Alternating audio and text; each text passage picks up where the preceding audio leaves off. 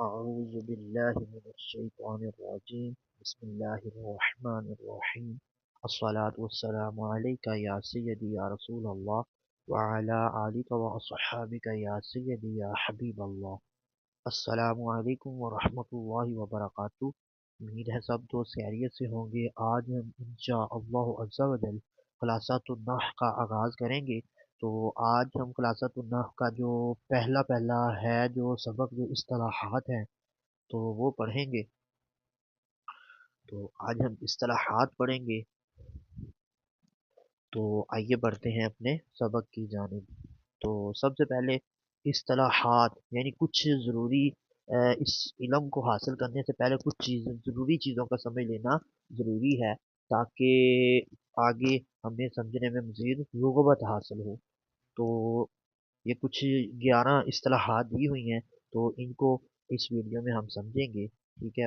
امید ہے کہ آپ سب کو سمجھ آ جائے گی۔ تو پہلا نمبر، ایک زبر، ایک زبر، ایک زیر اور ایک پیش کو حرکت کہتے ہیں۔ یعنی جو زبر زیر پیش ہو اس کو حرکت کہتے ہیں، اور تینوں کو حرکات ثلاثہ کہتے ہیں، ٹھیک ہے۔ اور جس حروف پر کوئی حرکت ہو اسے متحرک کہتے ہیں۔ مثال کے طور پر با زبر ہے تو با زبر با، ٹھیک ہے۔ تو اب یہ با کے اوپر یہ جو زبر ہے نا، یعنی ایک زبر ہے، تو اس کے کہیں گے یہ جو با کے اوپر ہے یہ حرکت ہے، ٹھیک ہے۔ اور یہ جو با ہے وہ اس حرکت کی وجہ سے متحرک ہو گیا، ٹھیک ہے۔ تو اس کو مزید سمجھنے کے لیے آپ عمل پہ کرتے ہیں۔ جس طرح مثال کے طور پر با زبر، با زیر اور با پیش۔ اب دیکھیں زبر زیر پیش، ٹھیک ہے۔ ایک زبر ایک زیر ایک پیش کو حرکت کہتے ہیں۔ یعنی اگر کہیں کہ یہ با کے اوپر کیا ہے، با کے اوپر حرکت ہے، یہ با کے نیچے کیا حرکت ہے، با کے اوپر کیا حرکت ہے۔ اگر ہم تینوں کو کہیں زبر زیر پیش کو تو یہ حرکات ہیں، ٹھیک ہے۔ حرکت کی جمع حرکات، حرکات ثلاثہ ثلاثہ۔ تو اب جس حرف کے اوپر یہ حرکت ہو یہ حرف جو ہوتا ہے یہ متحرک ہوتا ہے۔ جس حرف کے اوپر حرکت ہو یہ متحرک ہوتا ہے۔ یہ کیا ہے حرکت؟ سمپل سی بات ہے، جس حرف کے اوپر حرکت ہو وہ متحرک ہو جاتا ہے۔ یہ با کیا ہے؟ حرف ہے، اس کے اوپر یہ حرکت ہے تو یہ متحرک ہو جائے گا، متحرک، ٹھیک ہے، میم سے متحرک ہو جائے گا، ٹھیک ہو گیا۔ تو سمپلی انہوں نے یہی بتایا، اور تینوں کو حرکات ثلاثہ کہتے ہیں۔ تو آگے انہوں نے بتایا کہ دو زبر دو زیر اور دو پیش کو تنوین کہتے ہیں۔ یہ مدنی قاعدہ، یہ قاعدے کی کچھ تجویدی جو اصطلاحات ہیں وہ لکھی ہوئی ہیں انہوں نے۔ دو زبر دو زیر اور دو پیش کو تنوین کہتے ہیں، ٹھیک ہے۔ اور جس پر تنوین ہو اسے منون کہتے ہیں۔ یہ بھی بالکل اسی طرح ہے، یعنی دو زبر دو زیر دو پیش کو تنوین کہتے ہیں۔ دو زبر دو زیر دو پیش کو تنوین کہتے ہیں۔ جس طرح ہم نے متحرک کا پڑھا تھا کہ کسی بھی حرف کے اوپر اگر دو زبر ہے، دو زبر دو زیر دو پیش، تو دو زبر دو زیر دو پیش کو تنوین کہتے ہیں۔ دو زبر دو زیر دو پیش کو تنوین کہتے ہیں، اور جس حرف کے اوپر یہ تنوین ہو یہ حرف جو ہے یہ منون ہو جائے گا، اس کو منون کہیں گے، ٹھیک ہے۔ جس منون، یہ اس میں مفعول کا صیغہ ہے، منون تنوین کیا ہوا، جس کے اوپر تنوین ہے، ٹھیک ہے۔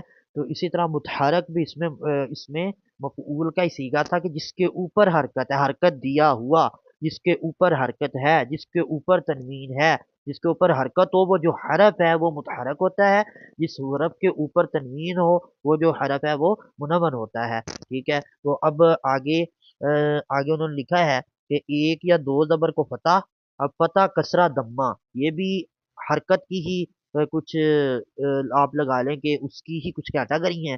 ایک زبر ہو یا دو زبر ہو، یعنی زبر ہو، یعنی چاہے وہ ایک ہو چاہے وہ دو ہو، اس کو فتح کہتے ہیں۔ ایک زیر یا دو زیر کو کسرہ کہتے ہیں، اور ایک یا دو پیش کو دمہ کہتے ہیں۔ یعنی زبر ہو یا دو زبر ہو اس کو فتح، زیر ہو یا دو زیر ہو اس کو کسرہ، پیش ہو یا دو پیش ہو اس کو دمہ کہتے ہیں۔ اور جس حرف پر فتح हो उसे मफ्तू, فتح हो यानी एक जबर हो या दो जबर हो उसको मफ्तू कहते हैं। जिस हरूफ के ऊपर कसरा हो यानी एक जेर हो या दो जेर हो उसको मकसूर कहते हैं। जिस हरफ के ऊपर दम्मा हो यानी एक पेश हो या दो पेश हो उसे मजमूम कहते हैं। ठीक है, तो ये बहुत ही ज्यादा खलासातुन नहव में इस इल्म में फतह कसरा दम्मा बहुत ही ज्यादा इस्तेमाल हुआ है। तो इसको इधर ही समझ लें, एक जबर हो दो जबर हो, ठीक है, वो क्या होता है पता। ठीक है, और दो एक जेरो या दो जेरो उसके क्या कहते हैं कसरा, एक पेश या दो पेश को उसे दम्मा कहते हैं। और जिस हरफ पे ये हो, अगर तो जबर पेश हो वो फतह होगी, फतह हो जिस हरफ के ऊपर मफ्तू होता है, जिसके ऊपर कसरा हो वो मकसूर होता है, जिस पे ऊपर दम्मा हो वो मजमूम होता है। ठीक है, अब इसकी भी एक मुख्तसर सी मिसाल समझते हैं। ठीक है, मिसाल के तौर पर मैं लिखता हूँ जईदुन, जैदुन, जईदुन। तो अब देखें, अब ये जैद है, ठीक है, ये एक जैद है, ठीक है, इसके ऊपर क्या है पेश हो या दो पेश हो उसको क्या कहते हैं दम्मा। तो ये ऊपर दम्मा है, तो ये मतलब जैद के ऊपर ये दम्मा है, तो ये सारा जैद क्या होगा, जैद मजमूम होगा। ठीक है, मजमूम, ये मजमूम है। इसी तरह अगर इधर जईदीन होता तो ये जैद मकसूर हो जाना था, क्योंकि कसरा है, सिंपली कसरे वाला मकसूर होता है, दम्मे वाला मजमूम होता है और फतह वाला मफतूह होता है। आगे इस्तिलाहात नंबर 4, अलिफ से या तक तमाम हरूफ को हरूफ तहज्जी कहते हैं। ठीक है, सिंपल हरूफ तहज्जी भी कहते हैं, हरूफ मुफरदात भी कहते हैं। ठीक है, हरूफ हिज्जा भी कहते हैं इनको। अलिफ से लेकर या तक, अलिफ बा ता सा जो मदनी कायदा या फिर किसी भी कायदे की जो पहली तख्ती होती है, अलिफ से लेकर या तक 29 हरूफ होते हैं, उन हरूफ को हरूफ तहज्जी भी कहते हैं और हरूफ हिज्जा भी कहते हैं। अलिफ वाव या उनमें से 3 हरूफ ऐसे होते हैं, अलिफ वाव या इनको हरफ इल्लत कहते हैं, हरूफ इल्लत। अलिफ जो है ये हरफ इल्लत है, वाव भी हरफ इल्लत है, या भी हरफ इल्लत है, लिहाजा इन तीनों को हरूफ इल्लत और बाकी हरूफ को हरूफ सही कहते हैं। ठीक है, अलिफ वाव या इन तीनों को हरूफ इल्लत कहते हैं, बाकी सबको हरूफ सही कहते हैं। आगे इस्तिलाहत नंबर 6, इस अलामत, ये जो ऊपर छोटी सी आपको वाव नजर आ रही है, मैं अगर करीब करके दिखाऊं तो ये देखें, ये ये जो छोटी सी वाव है ऊपर, ये देखें, ये इसको सुकून कहते हैं, सुकून। ठीक है, सुकून, इसको सुकून कहते हैं, इसको सुकून कहते हैं। और जिस हरफ पर ये हो उसे साकिन कहते हैं, सिंपली। तो इसकी भी सिंपल सी एक मिसाल समझते हैं। जिस हरफ के ऊपर सुकून हो, मिसाल के तौर पर हम लिखते हैं मिन, मिन। अब ये जो नून के ऊपर है ना छोटी सी, इसको सुकून कहते हैं। ये जो नून के ऊपर है ये इसको सुकून कहते हैं, और जिस हरफ के ऊपर ये हो उसे साकिन कहते हैं। अब इसमें नून साकिन है, नून साकिन, इसमें अब नून साकिन है क्योंकि नून के ऊपर सुकून है, नून साकिन है। इस तरह किसी भी हरफ के ऊपर अब, इब, उब, हमने वो सारी तख्ती पढ़ी है जज़म की। ठीक है, इसको सुकून कहते हैं। और अब आगे सुकून हो गया, साकिन है। अब इसके बाद जिस अलिफ, इस्तिलाहत नंबर 7, जिस अलिफ पर कोई हरकत या सुकून आ जाए उसे हमजा कहते हैं, सिंपल। मिसाल के तौर पर एक तो वैसे अलिफ होता है ना, इस तरह लिखा हो, इस तरह अलिफ लिखा हो, ठीक है, ये तो अलिफ है। लेकिन अगर इसके ऊपर कहते हैं कोई हरकत आ जाए या कोई सुकून आ जाए या फिर कोई भी चीज इसके ऊपर आ जाए तो ये अलिफ नहीं रहता, ये अलिफ नहीं रहता, बल्कि ये हमजा हो जाता है, इसको हमजा कहते हैं फिर, हमजा। ठीक है, यानी अलिफ के ऊपर कोई भी हरकत, सुकून, जज्म, कोई भी चीज आ जाए तो अलिफ नहीं रहता बल्कि उसको हमजा कर देता है, वो हमजा उसको पढ़ेंगे।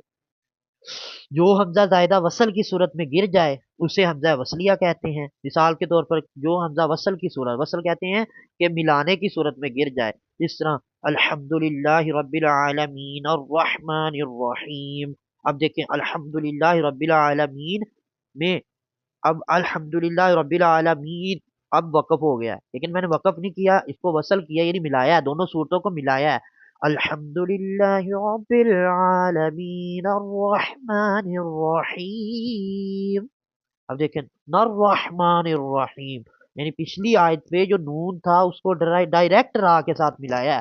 तो अगर वैसे पढ़े तो अल्हम्दुलिल्लाह रब्बिल आलमीन अर्रहमानिर रहीम। अब अर्रहमान है, अर्रा हमजा भी है, तो लिहाजा वसले के नाम की सूरत में ये जो हमजा है ये गिर गया, गिरा के नहीं, लेकिन अल्हम्दुलिल्लाह रब्बिल आलमीन अर्रहमान, हम पढ़ रहे हैं वसले के नाम की सूरत में नर्रहमान, नून को डायरेक्ट रा के साथ मिला रहे हैं। تو یہ وصل ہو گیا، وصل کلام کی صورت میں یہ جو حمزہ تھا وہ گر گیا، تو اس کو کہتے ہیں حمزہ وصلیہ، جو حمزہ وصل کی صورت میں گر جائے اور جو نہ گرے اسے حمزہ قطعیہ کہتے ہیں، ٹھیک ہے۔ اب وہ جو کوئی حمزہ ہے، مثال کے طور پر وہ بعض حمزہ ایسے آتے ہیں قرات میں جو نہیں گرتے، ٹھیک ہے، اس کو حمزہ قطعیہ کہتے ہیں، اور جو حمزہ زیادہ ہو ہی نہ، حمزہ ہو ہی اصلیہ، اسے حمزہ اصلیہ کہتے ہیں، ٹھیک ہے۔ اب آگے قاعدہ جو اصطلاحات نمبر 9 ہے، الف لام۔ الف لام جو ہوتا ہے اس کو حروف تعریف کہتے ہیں، یعنی مثال کے طور پر الزید، البکر، ٹھیک ہے، المجاہد، الف لام، جس حرف پہ الف لام آ جائے اس کو حروف تعریف کہتے ہیں، ٹھیک ہے، الف لام کو حروف تعریف کہتے ہیں، اور تنوین کو حروف تنقید۔ تنوین کا ذکر کیا، دو زبر دو زیر دو پیش کو تنوین کہتے ہیں، ٹھیک ہے۔ تنوین کو کیا کہتے ہیں؟ سمپل، یہ دیکھیں اب اس طرح لکھا، ایک ہے یہ، ایک ہے زیدن، ایک زیدن ہے، ٹھیک ہے، ایک ہے الزید، الزیدو، ٹھیک ہے، الزیدو۔ اب یہ دیکھیں، اب یہ تنوین ہے، لہٰذا یہ کیا ہے؟ یہ تعریف ہے، یہ تعریف، الف لام کو حروف تعریف کہتے ہیں اور تنوین کو حروف تنکیر ہے۔ یہ تنوین والا ہے نا، یہ تنوین والا، تو یہ ہے تنکیر، ٹھیک ہے، اور الف لام، یہ جس کے اوپر الف لام داخل ہوا ہے یہ حروف تعریف ہے، سمپل، ٹھیک ہے۔ آگے 14 حروف، حق کا خوف جب غم ہے، ہا، قاف، کاف، الف، خا، واو، فا، عین، جیم، با، غین، میم، ہا، یا، ہا اور یا، یہ جو حروف ہیں 14، یہ حروف، ان کو حروف قمریہ کہتے ہیں، ٹھیک ہے، ان کو حروف قمریہ کہتے ہیں، اور حروف قمریہ کے علاوہ باقی تمام حروف کو حروف ہجا کو حروف شمسیہ کہتے ہیں، ٹھیک ہے۔ تو اب دیکھیں، اب یہ بتانے کا ان کا مقصد، قمریہ اور شمسیہ بتانے کا مقصد آگے لکھا ہوا ہے کہ جب ایسے لفظ پر الف لام یعنی حروف تعریف، تنکیر، حروف تعریف داخل ہو، جب ایسے لفظ پر حروف تعریف یعنی الف لام داخل ہو جس کا پہلا حرف شمسی ہو، جس کا پہلا حرف شمسی ہو، ٹھیک ہے، جس کا پہلا حرف شمسی ہو، یعنی شمسی یعنی حروف قمریہ میں سے نہ ہو، یہ ان 14 حروف میں سے نہ ہو، کسی اور میں سے ہو تو ہو حروف شمسی ہو، تو الف لام کے لام کو حروف شمسی میں مدغم کر کے پڑھیں گے، یعنی لام کا تلفظ نہیں کریں گے۔ اب دیکھیں لکھا ہوا الشمسو، تو اب دیکھیں الف لام حروف تعریف کے بعد والا لفظ دیکھنا ہے، شین ہے، کیا یہ جو شین ہے یہ حروف قمریہ میں ہے؟ نہیں ہے، لہذا کہتے ہیں حروف قمریہ کے علاوہ، حروف قمریہ کے علاوہ جتنے بھی حروف ہیں اس پہ اگر الف لام داخل ہو تو الف لام تو لام کے تلفظ نہیں کریں گے، حمزہ کو ڈائریکٹ اس حروف شمسیہ کے ساتھ ملا دیں گے، تو اس کو اب الشمسی نہیں پڑھیں گے، الشمسو، ٹھیک ہے، اس طرح پڑھیں گے الشمسو، ٹھیک ہے، اس طرح، ٹھیک ہے۔ مثلا حروف، سمپل سی بات ہے، اگر حروف قمریہ، حق کا خوف جب غم ہے، ان کے علاوہ کسی حروف پہ الف لام داخل ہو جائے نا تو اس الف کو ڈائریکٹ اس حروف کے ساتھ ملاتے ہیں، لام نہیں پڑھتے، لام بھی نہیں پڑھتے، ٹھیک ہے۔ اب اگر حروف قمریہ میں سے کوئی ہو، ٹھیک ہے، تو دیکھیں اب مثال کے الحق، الحق پڑھیں گے کیونکہ الف لام کے بعد ہا آ گیا، ہا حروف قمری میں لہذا اس لام کو پڑھیں گے، اگر وہ حروف شمسیہ میں سے ہو تو اس لام کو نہیں پڑھیں گے، ٹھیک ہے، الشمسو، ٹھیک ہے، الشمسو، سمپل سی بات۔ تو اسی طرح ہمارا جو پہلا سبق ہے اس کا اختتام ہوتا ہے، امید ہے آپ سب کو سمجھ آ گئی ہوگی، ٹھیک ہے۔ یہ کچھ مختصر سی کچھ اصطلاحات تھی جو ہمارے آگے بہت زیادہ کام آئیں گی، تو اسی لیے اس سبق کا اسی پر ہمارا اختتام ہو گیا۔ دعا ہے کہ آپ سب کو سمجھ آئی ہوگی۔ السلام علیکم ورحمۃ اللہ وبرکاتہ۔